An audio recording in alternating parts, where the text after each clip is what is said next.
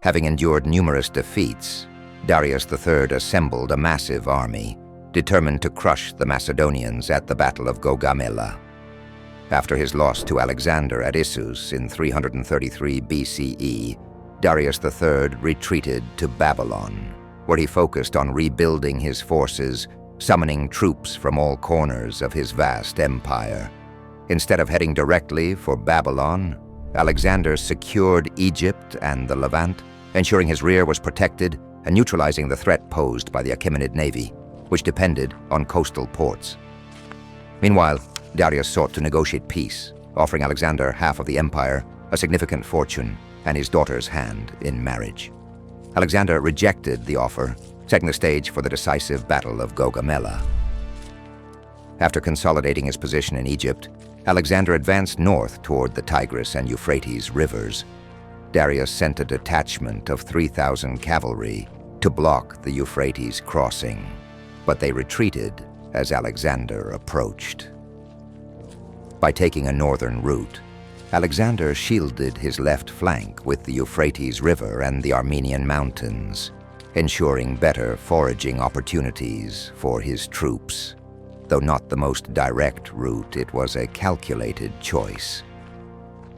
Crossing the Tigris proved challenging due to its depth, and once on the other side, Alexander's forces endured intense heat and Achaemenid scorched earth tactics.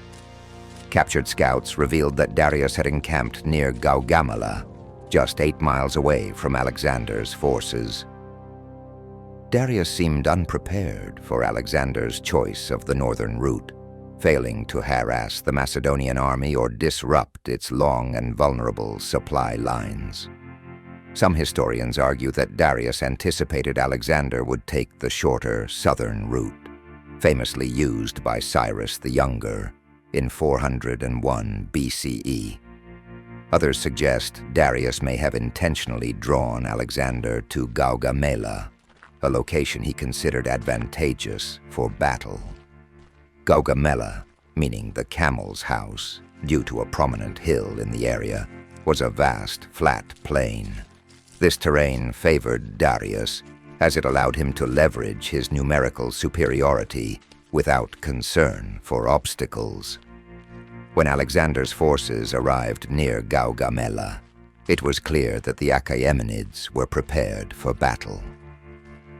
Alexander established a fortified camp and allowed his troops to rest for 4 days before engaging.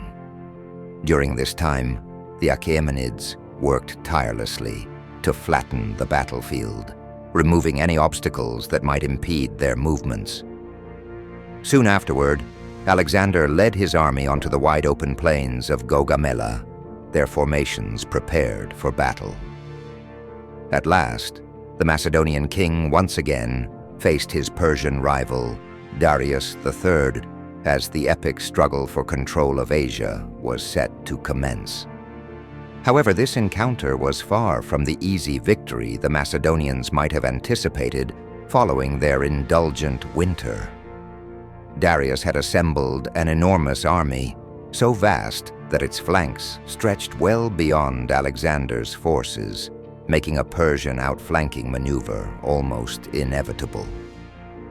The Persian army was meticulously organized, with its left and right wings under the command of Bessus and Mazaeus, while Darius III personally took charge at the center. On the left, Bessus led a formidable cavalry force drawn from Bactria, his own satrapy, alongside Sogdian and Aracosian riders. This force was bolstered by additional mounted warriors from nomadic tribes allied with Persia, including the Sakai and Dahai Scythians, who fought as heavily armored cataphracts or nimble horse archers. On the right flank, Mazaeus commanded a coalition of Syrians, Mesopotamians, and Medes, supported closer to the center by units of Parthian and additional Sakai cavalry. Darius's central position was fortified with a diverse mix of Persian infantry and Greek mercenaries, complemented by his elite personal cavalry, the Immortals, and a contingent of Indian cavalry. Adding to this arsenal, Darius deployed 200 scythed chariots, experimental war machines equipped with deadly blades on their wheels, designed to rip through the Macedonian phalanx. In total, Darius's forces at Gaugamela numbered between 100,000 and 150,000 soldiers, including an impressive cavalry force of 30,000 to 40,000 riders. In contrast, Alexander fielded a considerably smaller army, comprising approximately 40,000 infantry and 7,000 cavalry, to stand against this overwhelming opposition. At first glance, Alexander's troops were arranged in their customary formation. The resilient phalanx battalions held the center, with Parmenion and his trusted Thessalian cavalry positioned to defend the left flank.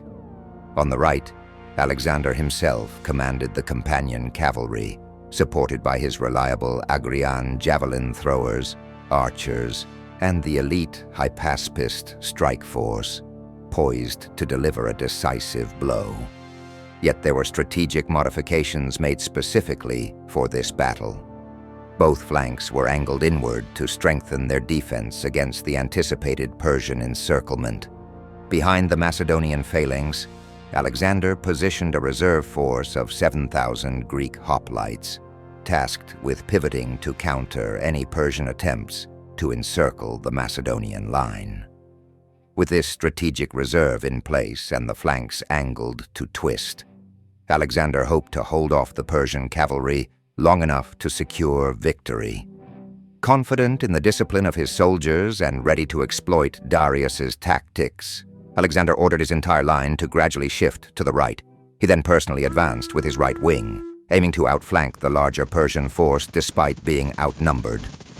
Bessus, quick to respond to this surprising shift, extended his cavalry even further, making sure to stay clear of the Macedonian forces.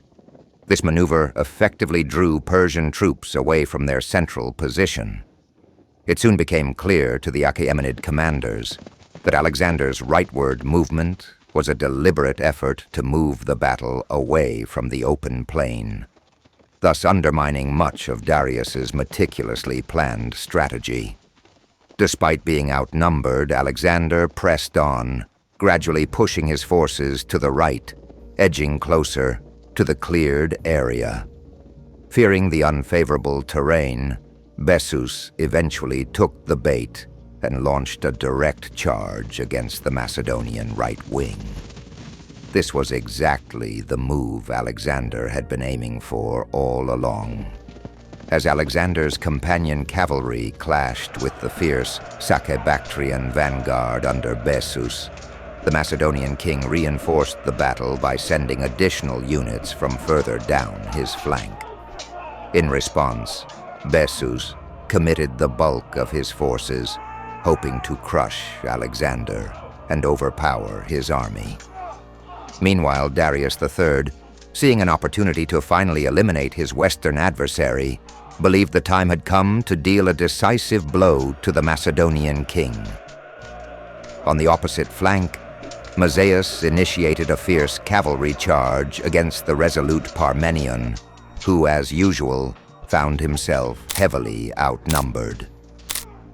Meanwhile, across the battlefield, 200 of Darius's scythed chariots charged forward in a desperate attempt to break the Macedonian phalanx. Yet demonstrating the renowned discipline of their formation, the Macedonian soldiers did not falter. Instead, they skillfully created gaps within their ranks, allowing the chariots to rush through without causing significant damage. Although the chariots inflicted some casualties, Macedonian forces quickly neutralized them. A combination of Agrian javelins, the royal guard, and the army grooms dismantled the scythed chariots, pulling the drivers from their vehicles and killing them. Meanwhile, the battle between Alexander's companion cavalry and Bessus's forces continued to grow more intense. The Macedonians faced an uphill battle, as noted by Peter Green, with Alexander's 1,100 spearmen fighting against a force 10 times their size. Yet despite this overwhelming disadvantage, additional Persian cavalry from the center joined the fray, attempting to break the Macedonian line. It was in this moment of intense pressure that Alexander spotted his opportunity to turn the tide. The battle's intense focus on Bessus's engagement with Alexander had exposed a critical vulnerability in the Persian left center, right where Darius was positioned. With key units now distracted and away from their protective duties around the great king, Alexander seized the moment. Leading a spearhead composed of his companions, hypaspists, and fresh phalanx units, Alexander charged directly toward Darius. Seeing Alexander's spearhead charging directly at him, Darius panicked and ordered a hasty response. His elite bodyguard, the Immortals, and the remaining cavalry from the left flank were quickly sent into the fray to stop the Macedonian king. However, this counterattack arrived too late to make a difference. Alexander's spearhead cut through the Persian cavalry and reached Darius's position. In the ensuing chaos, Darius fled in fear, abandoning his forces. With their leader in retreat, the Macedonians seized the moment, pressing their advantage decisively. Without Darius to lead them, the Persian forces quickly fell apart. Panic swept through the ranks as Macedonian soldiers relentlessly pursued their retreating enemies, cutting through the Persian lines. The once mighty Achaemenid army was left in disarray, with soldiers scattering in every direction. As the Persian army crumbled, Alexander's forces systematically cleared the battlefield. While some remaining Persian soldiers were killed, many more were captured. It was a resounding Macedonian victory, but Alexander's pursuit of Darius was far from over. In the aftermath, the magnitude of the victory became clear. Thousands of Persian soldiers were either killed or captured, and many more had fled. Strategically, the impact was profound. Alexander had delivered a crushing defeat to the Persian army, showcasing both his tactical genius and the unmatched discipline of his forces. The Battle of Gaugamela was a masterclass in strategy and tactics, securing Alexander control over half of the Achaemenid Empire. Among the spoils were 4,000 talents, Darius's personal bow, and several war elephants. However, the failure to capture Darius marred the Macedonians' otherwise decisive victory. While Alexander marched on and occupied Babylon, Darius escaped to Ecbatana to regroup. For the Achaemenid Empire, Gaugamela was a catastrophe, signaling the loss of its western territories and leaving its army in ruins.